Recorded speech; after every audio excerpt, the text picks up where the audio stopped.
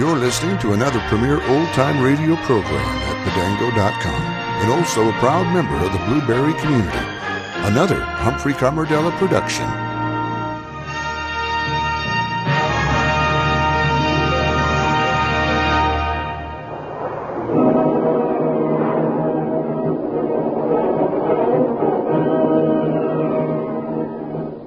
Presenting the amazing interplanetary adventures of Flash Gordon.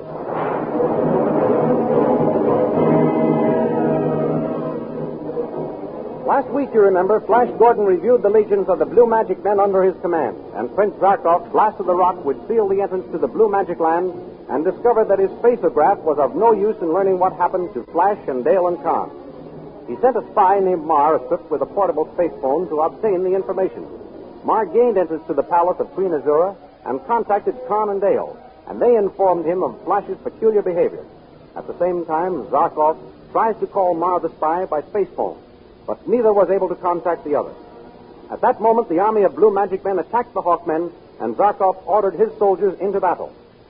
These thrilling adventures come to you as they are pictured each Sunday in the Comic Weekly, the world's greatest pictorial supplement of humor and adventure. The Big Comic Weekly, each page printed in full colors, is distributed everywhere as an integral part of your Sunday newspaper.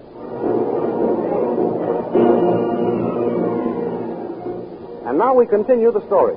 Flash and Queen Desira watch the Hawkmen as they dive toward the army of the Blue Magic Men.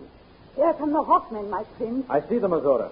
I'm just wondering which battery I shall train on them. I suggest you use the guns of the combustion ray machine. What will happen if I do? Order them used and see. Very well. All men, swing the combustion ray guns into action. Take position.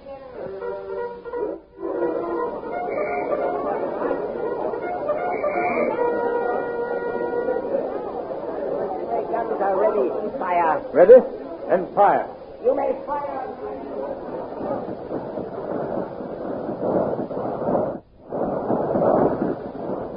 Now you see, my prince, what the combustion ray machines do. They cough out flaming death. Yes, those fluttering Hawkmen can't survive such devastating heat. Look, they're already dropping to the ground like moths with singed wings. You're right, my queen. Hold, Paul. Fire. Let them have it again.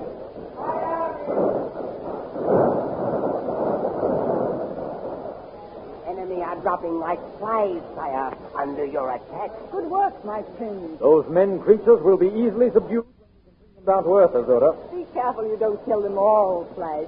Remember, I'm always able to use a few more slaves. My beautiful Arora, I shall conquer these gnat-like intruders and turn them over to you to do with as you will. How brave and strong you are, my prince. I'm not doing this as proof of my strength or my bravery, Arora. I'm doing it as proof of my devotion. Ah, you do love me, then. If you do not already realize that, my gorgeous queen, you will when this battle is ended. You will see. Yes, for the invaders. Fire again. Fire again.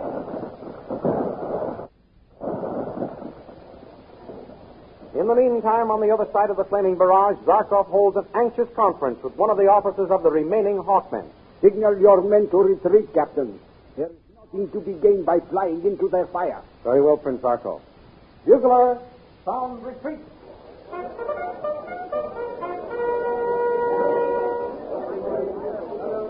What are we to do now, Prince Zarkov? I do not know yet. What can have happened to Flash? We tried to rescue him, and he seems to give the orders that mow our men down. Yes, I could swear I saw him raise his arm and give the signal that brought this sea of flame pouring on us, Prince Zarkov. Can he be... Oh, no. Can he be what, Your Highness? I dare not even whisper the thought, Captain. I must know. I must be sure before I breathe a word of my suspicion. If I may suggest, Your Highness, something must be done about our own safety. These flames are sweeping this way. Soon they'll engulf all of us. The flames? Oh, yes. Lead the men into that tunnel yonder. That tunnel. But, Prince Zarkov, there's no way in which to throw up a barricade to close out the flames. Leave that to me. Order those turbine thermostats roll just inside the tunnel entrance. But they will not completely close, Your Highness. Oh, if we only had some stone. What? Stones to let them become heated and roast us all? Do as I say. I will keep the heat out. You will never feel those flames. I have a way to fight them until they die out. May I ask you how, Your Highness? Are you so stupid that I must draw a blueprint of my plan of defense? Oh, very well, then, if I must give you every detail. Into those turbine thermostats I will put this chemical powder, made from a secret formula of my own invention. When we are all inside, I shall turn on the turbine thermostats and block the tunnel entrance with a wall of solid ice.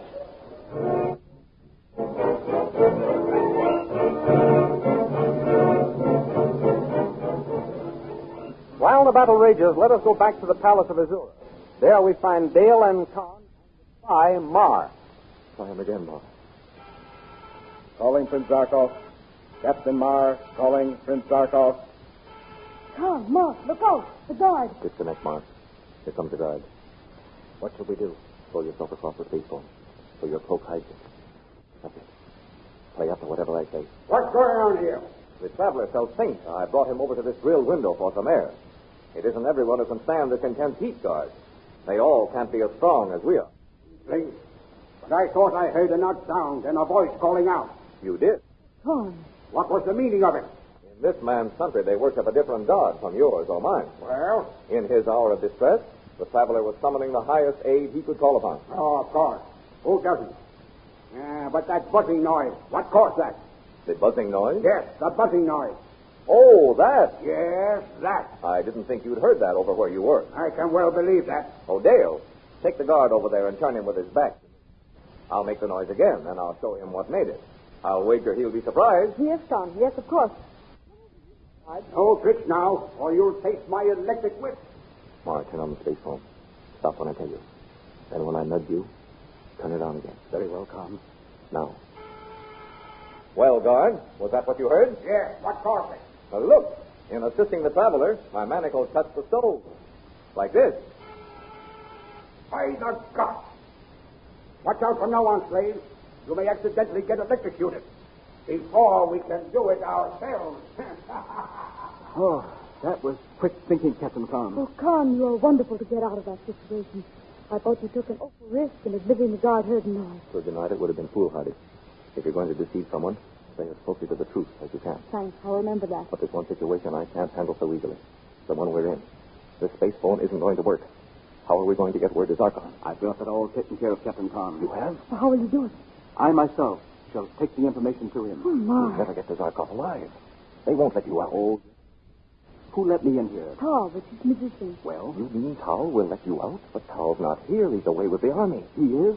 Then that makes things all the easier. Careful, Mar. These men are devils. They have powers and methods never seen before. Do not fear, Princess. Tal was the only one I spoke to about getting in here. I saw to it that we had a private conference. So? So nobody will doubt my word when I say that I was to join Tal after I'd rested. It may work. It may. It may. Oh, it will. It must. Mar, Yes, Princess. see that no harm comes to Flash. Dr. Zarkov should capture him. He may not understand why Flash acts as he does. I understand, Princess. I shall explain everything to Zarkov. And if you should be captured by the Blue Magic Men, find out what hold the Witch Queen has over Flash and try to break the spell. If that is to be my fate, Princess, you may rest assured I will carry out the mission. When are you planning on leaving? Well, if I try to leave now, it might be difficult. Yes. I shall wait and take my departure tonight.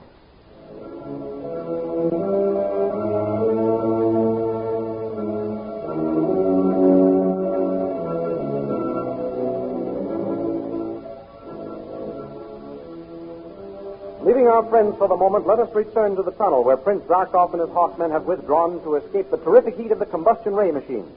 As the Hawkmen fled into the tunnel, Flash and his officers pursue them, only to be brought up short at the entrance by a wall of solid ice, which Zarkov had miraculously formed with his secret chemical formula. While Flash and his companions reconnoiter outside the entrance to the tunnel, Tal and Azura remain behind the lines. Of course, if your Majesty knows best, it's my advice for us. I am not asking your advice, Tal. Oh, well, that I am well aware, your Majesty. But must I take the liberties of an old and faithful retainer?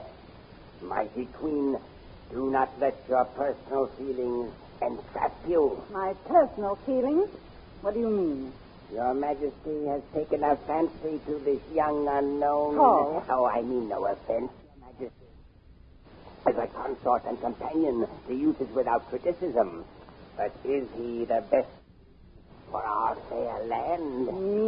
Will he make a good king? If your Majesty thinks of him in terms of king, I mean, will he make a good king. I am very sure he will make a good king, Tall. Your Majesty was also sure of Locke and Gomes. Those two. How can you be sure of one who is not even sure of himself? Flash has protected his love for me day after day.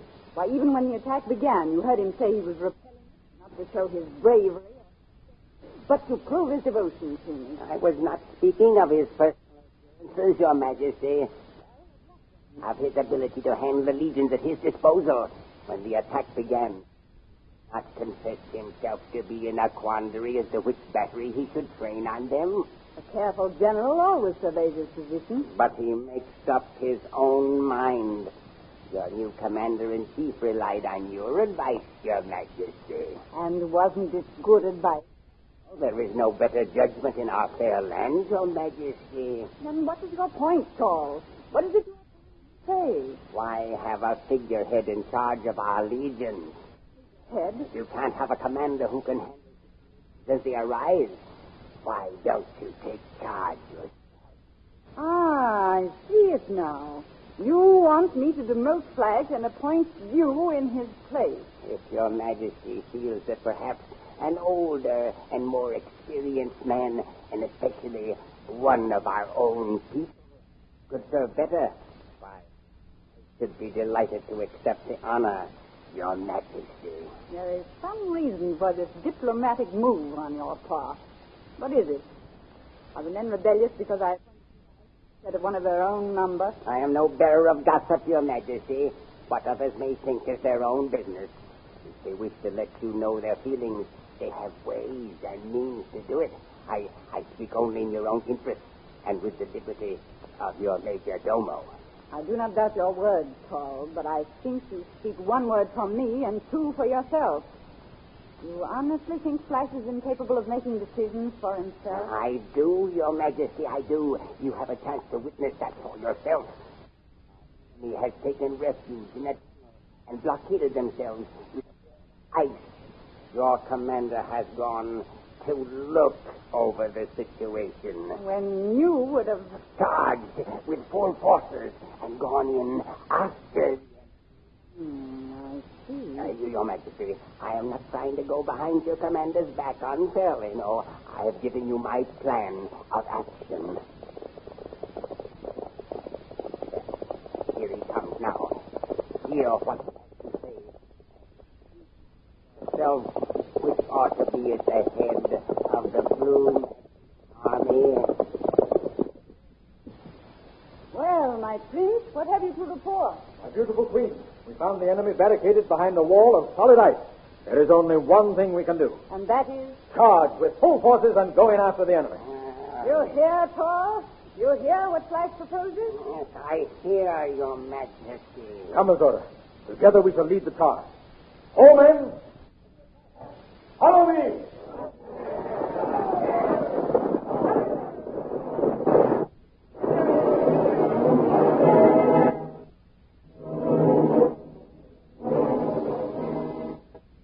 See these amazing characters in full-color pictures next Sunday in the Comic Weekly, which is an integral part of your Hearst Sunday newspaper. Here is some news for you. The famous full-page Comic Weekly will replace the tabloid with better and larger pictures and more easily read captions. What a treat is in store for you next Sunday with Skippy bringing up Father, the Little King, Barney Google, and all those other funny fellows just twice as large. You have enjoyed them in the tabloid size. How much better you will like them in the full-page Comic Weekly. Be sure to get the full-page Comic Weekly with your Hearst Sunday newspaper next Sunday and enjoy a half-hour's good, clean fun with the foremost merrymakers in the world of pictures. And don't forget our date next week at this same time for another in the amazing interplanetary adventures of Flash Gordon.